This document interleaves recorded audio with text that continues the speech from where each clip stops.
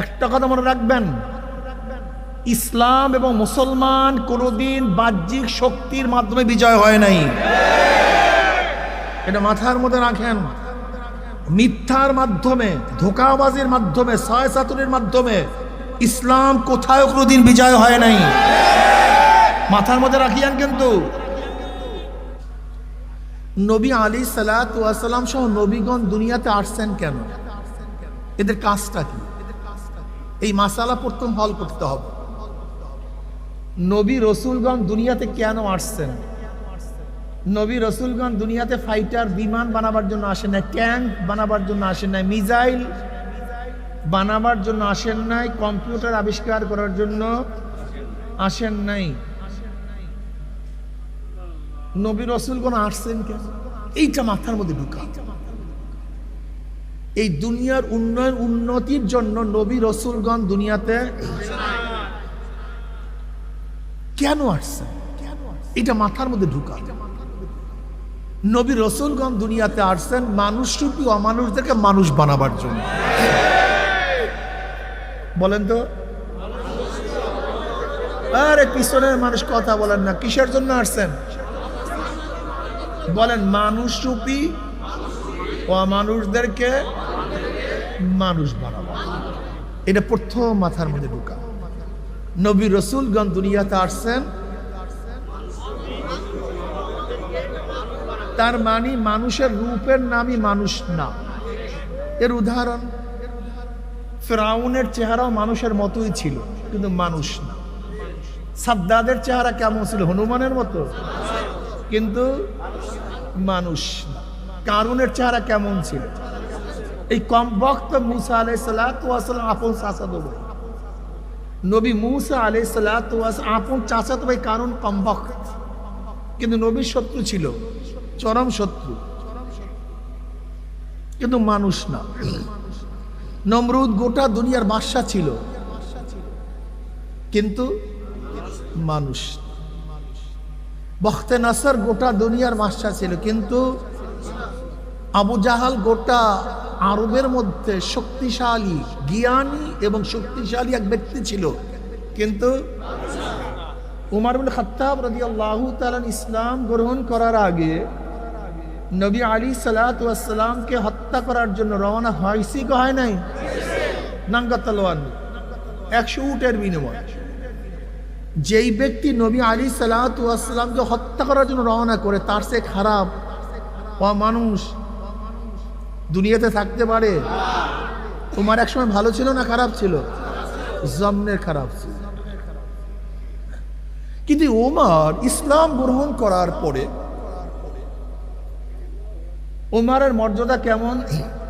বুখারী শরীফের রওয়ায়াত আছে, নবী আলাইহিস সালাতু ওয়াস ফরমান, আমার পরে কেউ নবী হইল ওমর নবী হয়ে যেত।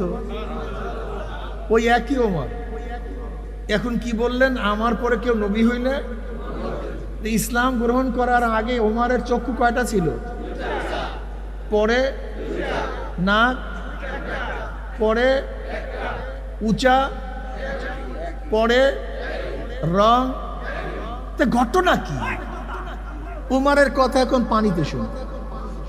আপনারা জানেন যখন মুসলমান মিশর দখল করছে, মিশরের নীল নদ প্রতি বছর জোয়ারের জন্য সুন্দর সুস্ত্রী এক মহিলাকে মেঘ জবেহ করতে হইত।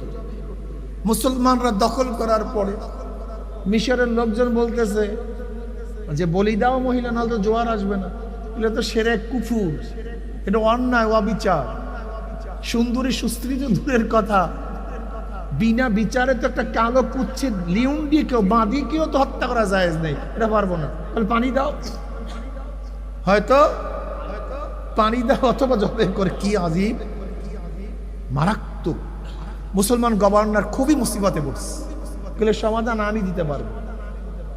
চিঠি লিখছেন ওমর ইবনে খাত্তাব রাদিয়াল্লাহু তাআলা আনহুর কাছে। ওমর ইবনে খাত্তাব রাদিয়াল্লাহু তাআলা ডাইরেক্ট নীল নদের কাছে চিঠি লিখছেন, কোন মানুষের কাছে, নীল নদের কাছে। হে নীল নদ, যদি আল্লাহর হুকুমে জারি হয় আমার চিঠি পাইতে দেরি, খবরদার জোয়ার হইতে দেরি করবে না, খবরদার। ওই চিঠি ফিক্সে পানির মধ্যে পড়তে দেরি, জোয়ার হইতে দেরি নেই। ওমরের কথা কিসে শোনে ভাই? ঘটনা কি, ওমরের মধ্যে কি পরিবর্তন আসছে, এটা চিন্তার বিষয়, খুবই গভীর চিন্তার বিষয়। ইসলাম গ্রহণ করার আগে ওমরের যে বংশ, পরে একই বংশ, যে উঁচা একই উঁচা, অবয়ব দুনিয়ার কোনো কাঠামোর পরিবর্তন হয় নাই, না চেহারার না ক্ষমতার, কিচ্ছুর না। উমারের এমন কি পরিবর্তন হইল যে এই পরিবর্তনের কারণে এখন ওমরের কথা পানিতে শোনে, কি চিন্তার বিষয় নেই। হ্যাঁ, এইটা বুঝলি কারবার ক্লিয়ার নিয়ে। এই যে আমরা এত ভগাভগি করি, আপনাদের হাতে পায়ে ধরি, মূল মাসালা তো এখানে। ওমর ইবনে খাত্তাব রাদিয়াল্লাহু তাআলা আনহু মদিনার মধ্যে বক্তৃতা করতেছিলেন, সারিয়া রাদিয়াল্লাহু সিরিয়া যুদ্ধ করতেছিলেন। ওমর ইবনে খাত্তাব রাদিয়াল্লাহু তাআলা মদিনার থেকে বলেন, ইয়া সারিয়াতুল জাবাল, এ সারিয়া, পাহাড়ের দিকে তাকাও। ওমর কোথায়? মদিনা। ইশারা করছেন শত শত কিলোমিটার দূরে, ইয়া সারিয়াতুল আই উনজুর ইলাল জাবাল, সারিয়া পাহাড়ের দিকে তাকাও। ঘটনা আপনারা অনেকেই জানেন। সারিয়া রাদিয়াল্লাহু যুদ্ধ করতেছিলেন, পাহাড়ের উল্টা দিক থেকে তাদের উপরে পিছন দিক থেকে আক্রমণ করার জন্য শত্রু আসতেছিল। তারা তো সামনের দিকে আসতেছে, পিছন দিক থেকে, যেরকম উহুদের ময়দানের ঘটনা। ওমর ইবনে খাত্তাব রাদিয়াল্লাহু ওখান থেকে ইশারা করছেন, ইয়া সারিয়াতুল জাবাল। একটা কথা মনে রাখবেন, ইসলাম এবং মুসলমান কোনোদিন বাহ্যিক শক্তির মাধ্যমে বিজয় হয় নাই, এটা মাথার মধ্যে রাখেন। মিথ্যার মাধ্যমে, ধোঁকাবাজির মাধ্যমে, ছয় চাতুরির মাধ্যমে ইসলাম কোথাও কোনোদিন বিজয় হয় নাই, মাথার মধ্যে রাখিয়ান। কিন্তু ইসলাম বিজয় কিভাবে হয়েছে? এক যুদ্ধের মধ্যে সাহাবারা কোনো অবস্থাতেই প্রার্থী ছিলেন না। ঘটনা কি? পারি না কেন? কারণটা কি? এর মধ্যে আমি চিন্তা করছি, মেসওয়াক করছো সবাই, মেসওয়াকের সুন্নাত, এই আমলটা করি, সবাই মেসওয়াক করো। সাহাবারা সবাই ভরে উঠিয়া করছে দাঁত। এর মধ্যে কাফেররা দেখে, আরে খোদা, মুসলমান দাঁতের মধ্যে ধার দিতে আছে, আগামীকাল রাখবে না, কাউকে বিজয় হয়ে গেছে। খালিদ বিন ওলীদ হেরাক্কালের ভাইয়ের সাথে, হেরাক্লিয়াসের চেনেন না? হেরাক্লিয়াসের নাম প্রায় 11টা, হেরাক্লিয়াস, হেরাক্কাল, হেরাক্লে, রোমের যে প্রেসিডেন্ট ছিলেন। এই হেরাক্লিয়াসের ভাইয়ের বিরুদ্ধে খালিদ বিন ওলীদ রাদিয়াল্লাহু যুদ্ধ করতেছিলেন। যারা চরমানের সাথে সম্পৃক্ত, যারা ঈমান ইসলাম গ্রহণ করেছেন, এই বয়ান কিয়ামত পর্যন্ত মনে রাখবেন, কিয়ামত পর্যন্ত ভুলবেন না। এখন যে বয়ান করব, কিয়ামত পর্যন্ত মনে থাকবে তো? মাশাআল্লাহ। কোনো অবস্থাতেই পারতেছিলেন না। আগেকার যুদ্ধ কেমন হইতো বলেন তো? এরকম মাঠের মধ্যে, ওই পারে এই পারে খিমা গাড়া ছিল। আমি যখন দেব তখন এদিকে খেয়াল, আমার দিকে, এক সেকেন্ডের জন্য ওদিকে দিকে না, খিমা গাড়তো, এদিকে গাড়তো, ওদিকে গাড়তো, এইভাবে যুদ্ধ চলত। হেরাক্লিয়াসের ভাই কোন অবস্থাতেই পারতেছিলেন না। একজন জাসুস, গুপ্তচর পাঠাইছে মুসলমানের খিমার মধ্যে। দেখো তো ওদের মধ্যে এমন কি প্রশিক্ষণ, এমন কি তলোয়ার, কত সৈন্য, কত যোদ্ধা, পারি না কেন? আরব জাসুস, গুপ্তচর 24 ঘন্টা মুসলমানের খিমার মধ্যে ঘুরছে।